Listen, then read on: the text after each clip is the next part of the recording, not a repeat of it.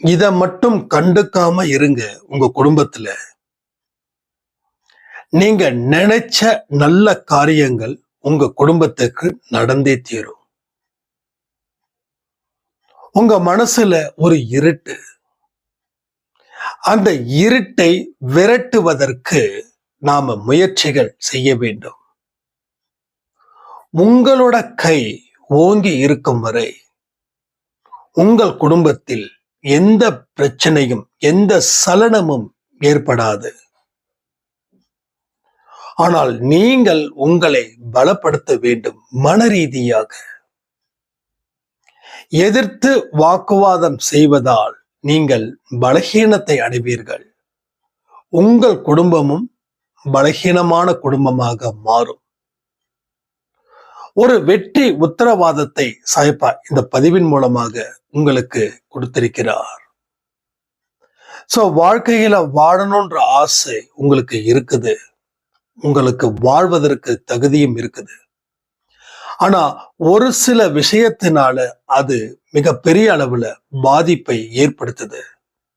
அதை நாம் இந்த நொடியே விட்டுவிட்டால் அடுத்த நொடி ஒரு அற்புதமான வழியை கடவுள் உங்களுக்கு காட்சிப்படுத்துவார். ஒரு சின்ன பிரார்த்தனை பண்ணிடலாமா? எனது அன்பு சாயப்பாவே நன்றி. நான் மிகப்பெரிய ஏக்கத்துடன் துன்பத்துடன் வாழ்ந்து கொண்டு இருக்கிறேன். என்ன செய்வது என்று தெரியாத நிலையில் இந்த பதிவு என் கண்ணில் பட்டு என்ன செய்ய வேண்டும் என்ற ஒரு உத்தரவாதத்தை தந்ததற்காக நன்றி. நான் வாழ தகுதியற்றவன் என்று நினைத்துக் கொண்டிருந்த நான் இனி வாழ தகுதியானவன் தான் நீ அப்படின்னு எனக்கு ஒரு நல்ல செய்தியை கொடுத்திருக்கீங்க. இதை நான் நிச்சயமாக பயன்படுத்திக் கொள்ளுவேன். எத்தனையோ வாய்ப்புகளை பயன்படுத்திக் கொள்ளாமல் அதை குப்பையில் இட்டேன். எதற்காக மன்னியுங்கள். இனி எந்த வாய்ப்பையும் நான் எந்த காரணத்தை கொண்டும் தவறவிட மாட்டேன். அடுத்த 6 மாதத்தில் என் குடும்பத்தில் நல்லது நடக்கும் என்பதை நான் மனப்பூர்வமாக நம்புகிறேன். நிச்சயமாக நானும் அன்பிசாய் குடும்பத்தில் ஒரு சாட்சியாக இருப்பேன். இந்த முழு பதிவையும் என்னை கேட்க வையுங்கள் சாயப்பா. உமக்கு நன்றி, நன்றி, நன்றி. சோ அற்புதமான தேடுதலுக்கு சொந்தக்காரரா இருக்கீங்க. சோ பதிவை கேளுங்க. ஒரு மிகப்பெரிய லட்சிய பாதை உங்களுக்காக உருவாகும் என்பதை இந்த பதிவின் மூலமாக நீங்கள் நிச்சயமாக உணர்வீர்கள். பதிவை கேட்கலாமா? ஆரம்பிக்கலாமா? சாய்ராம். என் உயிரின் உயிரானவர்களே, ஒரு அற்புதமான சக்தி என்னை வழிநடத்துகிறது. இதுவரையும் என்னுடைய அத்தனை குறைகளும் தீர்க்கப்படுகிறது. கடவுளுடைய அபார சக்தியை நான் எனது காதுகளினால் கேட்டேன். நேற்று இரவு என்னுடைய வாழ்க்கையில் என்னுடைய கர்மாக்கள் அரைக்கப்பட்டதாக எனக்கு ஒரு புரிதலை எனது சாயப்பா எனக்கு கொடுத்தாரு. ஒவ்வொரு நாள் இரவும் கர்மா அழிக்கப்படுதுன்னு சொன்னீங்க. நான் அதை நம்பினேன். இன்னைக்கு விடியல்ல ஒரு நல்ல செய்தி எனக்கு கிடைச்சது. அன்பே சாயப்பாவிற்கு கோடி நன்றிகள் அப்படின்னு ஒரு சைராம் ரெஜிஸ்டர் பண்ணியிருந்தாங்க.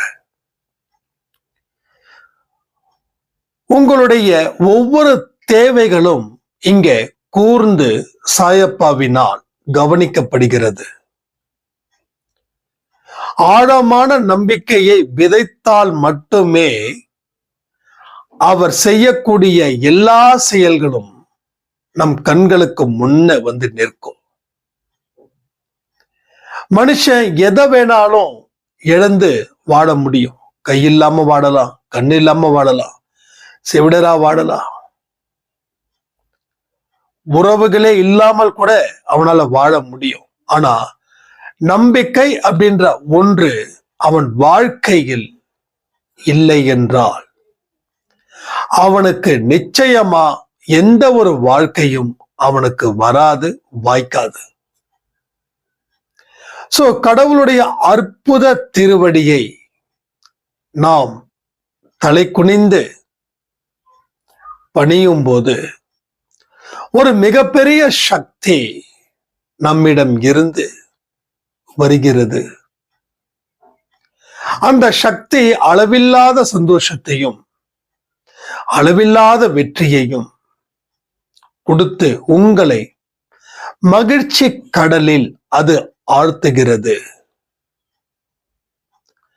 தெய்வம் எனக்கு துணை நிற்குதுன்னு ஒரு மனுஷன் நம்ப ஆரம்பிச்சிட்டா அவனுடைய எண்ணமும் சொல்லும் செயலும் மிக பெரிய அளவுல அழகாகவும் அற்புதமாகவும் வெளிப்படும். முகத்துல ஒரு விதமான தேஜஸ் ஏன் வருது? வருவதற்கு என்ன காரணம்?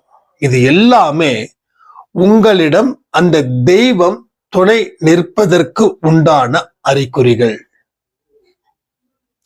சோ நம்ம வாழ்க்கை நம்மளுடைய ஒவ்வொரு நொடியும் தீர்மானிக்கப்படுகிறது ஒரு அதிசய, ஒரு அற்புத, ஒரு ஆக்க சக்தியினால்.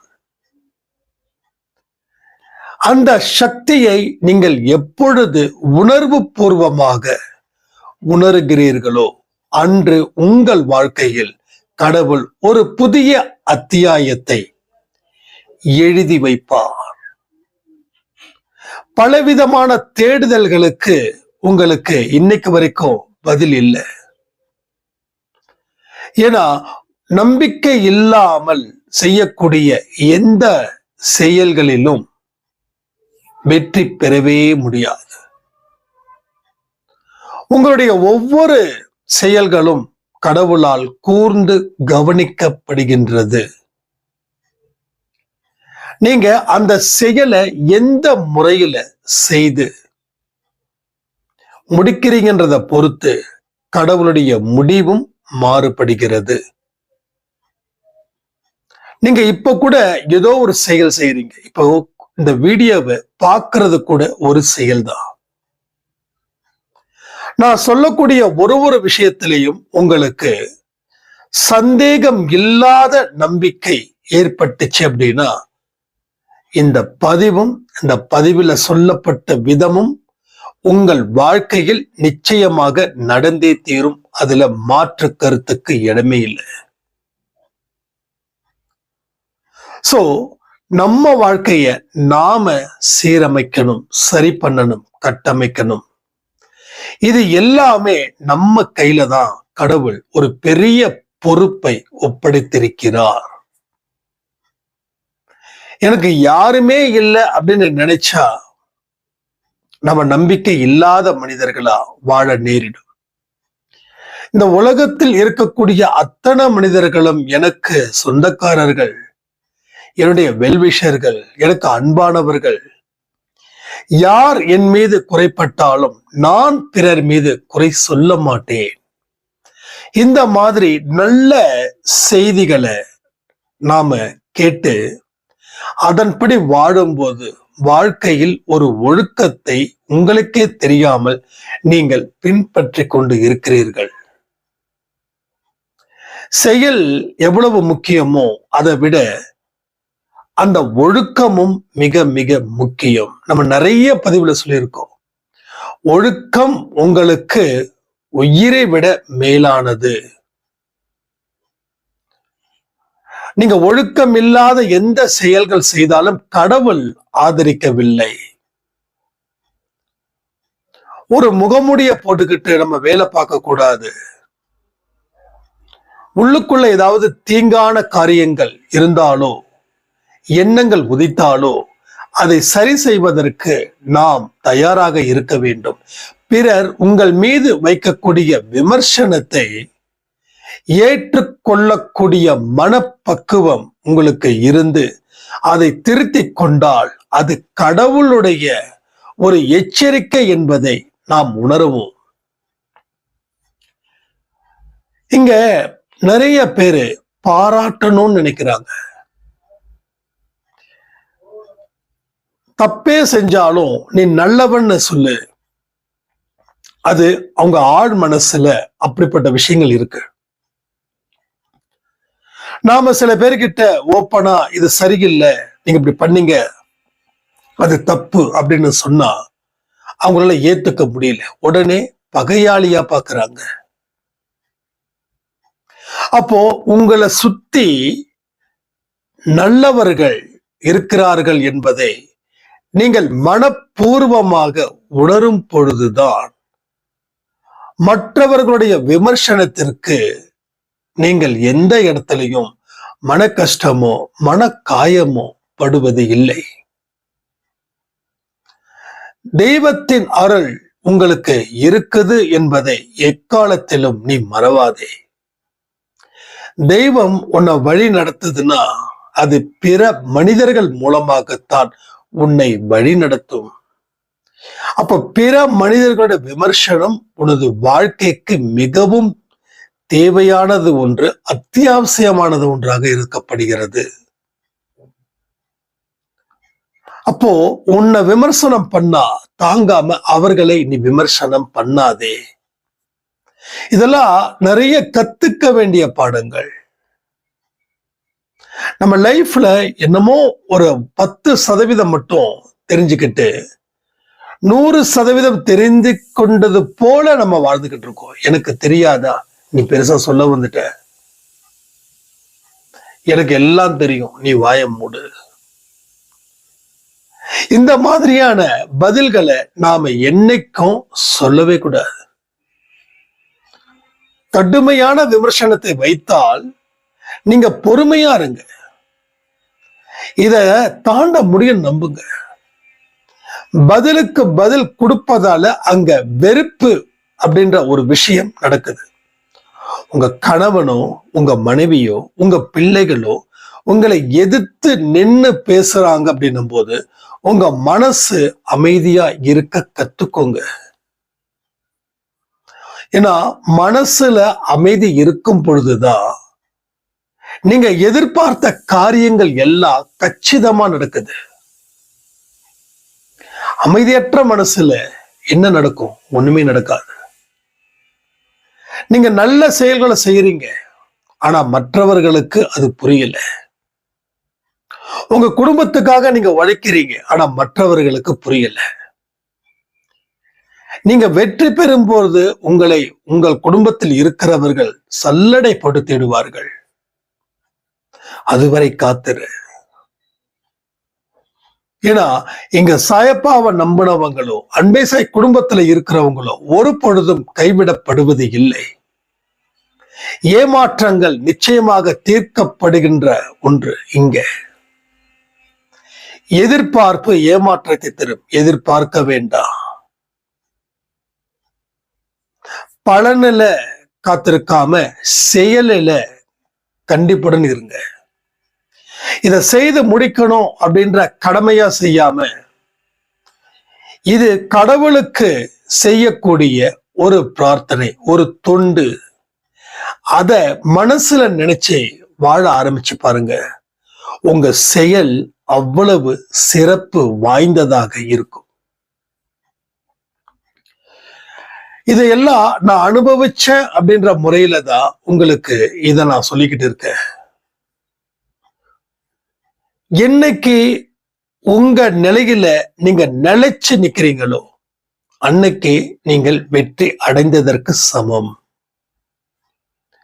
நம்ம வெற்றின்றது எதை வச்சு தீர்மானிக்கிறோம்னா, நம்ம தோளுல மாலை விழணும், நம்மளை பாராட்டணும், என்னுடைய நல்ல செயல்களை ஆதரிக்கணும், அவங்க தெரிஞ்சுக்கணும், என்னுடைய தியாகத்தை அவங்க புரிஞ்சுக்கணும். இது ஒவ்வொரு மனுஷனும் இந்த சூழ்நிலையில தான் வாழ்ந்துகிட்டு இருக்கான்.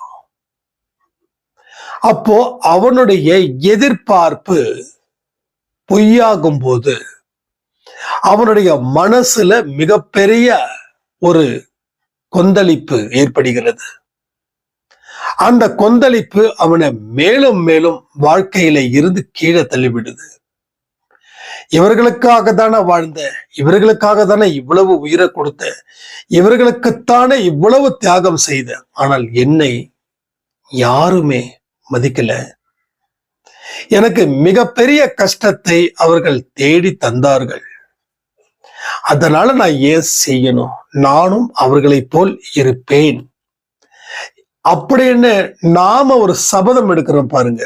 அன்னைக்கு அந்த சபதம் நம்ம வாழ்க்கையில சாபமா மாறுது.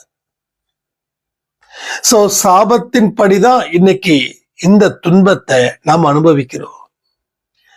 அப்போ மேலும் மேலும் துன்பத்தை சாபத்தின் மூலமா ஏன் பெற வேண்டும்? இந்த கேள்விக்கு என்ன பதில்? சோ இங்க நிறைய கேள்விகள் இருக்கு. நீங்க சமாளிக்கிற மாதிரி பதில சொன்னா அதனால எந்த பலனும் இல்லை. அறிவுபூர்வமா மனசாட்சியின் படி பதில சொல்லி பாருங்களேன். அதுல கண்டிப்பா நீங்க திருந்தணும் அப்படின்ற ஒரு விஷயம் மட்டும் அதுல இருக்கும். தேளும் பாம்பும் கொத்ததான் செய்யும். தேளும் பாம்பும் கொத்ததான் செய்யும். அதனுடைய இயல்பு. தேள் இல்லாத ஊர்ல, பாம்பு இல்லாத ஊர்ல நான் வசிக்கணும்னு நினைச்சா அது எவ்வளவு பெரிய மடத்தனம். உன்னை சுற்றி இருக்கக்கூடிய மனிதர்கள் நிச்சயமாக உனக்கு ஒரு ஒரு பேட் எக்ஸ்பீரியன்ஸை கொடுக்கத்தான் செய்வார்கள். அத இனி எப்படி கடந்து வரணும் அப்படின்றதுதான் ஒரு பெரிய ட்விஸ்ட். இப்போ இந்த மயில் சவுண்ட் உங்களுக்கு வருதான்னு தெரியல. இன்னைக்கு கோயம்புத்தூர்ல மழை. அப்போ இந்த மயில் நம்ம ஃப்ரெண்டு காலையில எந்திரிச்ச உடனே அவனை பார்ப்பேன். எங்கடா அப்படின்னு பார்த்தா ரொம்ப தூரமா ஒரு மொட்டை மாடியில அந்த மழையில அப்படியே உட்கார்ந்து இருக்குது. பார்க்கும்போது அவ்வளவு சந்தோஷம். எதுக்கு சொல்ற அப்படின்னா, சின்ன சின்ன விருப்பத்தை கூட நிறைவேற்றும் நம் சாயப்பா